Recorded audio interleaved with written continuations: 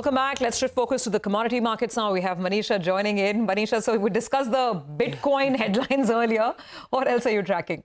Well, you know, it's been a very peculiar year, a year where you've seen the dollar index continue to gain, precious metals are higher, and so is Bitcoin and various cryptocurrencies. So it has been a year where you've seen buying happen into many of these safe havens apart from the fiat currency there. Well, I'm talking about silver right now because we've seen stronger gains come in for this one as well. We're trading at 1 week highs right now. 3% of gains is what we've done in this week. And for the year, we are up by 32% till time right now. Well, silver also seems to be going forward strong. That is because markets are anticipating China's stimulus expectations, and that is keeping the industrial metals and silver prices both on the higher side here. It also has to do with the Indian silver prices, where we've seen ₹1,00,000 per kg here in the month of October. From those kind of levels, of course, we've seen some bit of a decline coming in, but silver is ending 2024 as a fourth year of deficit in the global markets, with an expectation that 2025 could also see deficit continuing in sense of global supplies there. Well, the markets also have seen industrial usage in sense of silver continue to gain, and that has been supportive.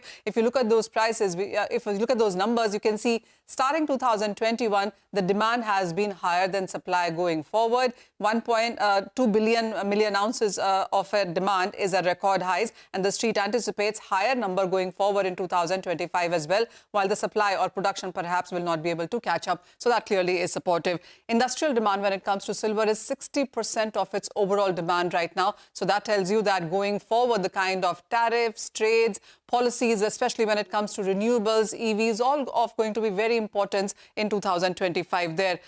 Coming back to the prices then, and an all-time high in case of silver prices is way back in 1980 during those Hunt brothers at 49.5. In this year, the global silver prices finally broke a 12-year highs, and we did see prices at almost $35 an ounce. Currently, we are trading at 31, and the street does believe that higher highs is what you could see going forward, at least in the next 2 to 3 years as well.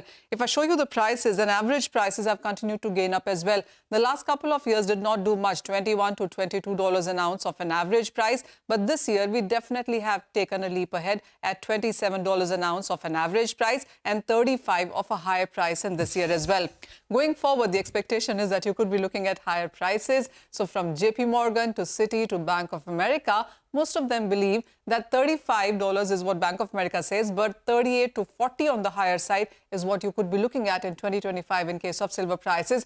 If you do the maths right, then that means 25 to 35% of gains in the next year as well in case of silver prices. Okay.